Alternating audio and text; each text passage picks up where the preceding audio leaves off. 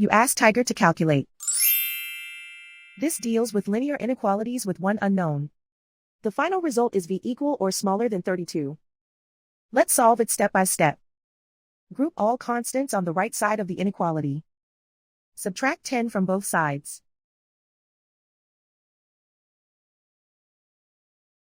Simplify the arithmetic.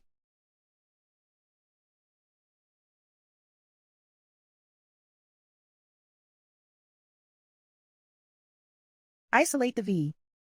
Divide both sides by 11.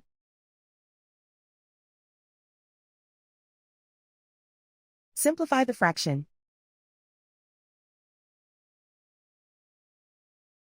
Find the greatest common factor of the numerator and denominator.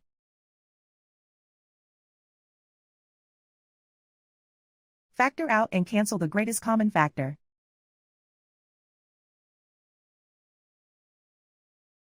Plot the solution on a coordinate grid.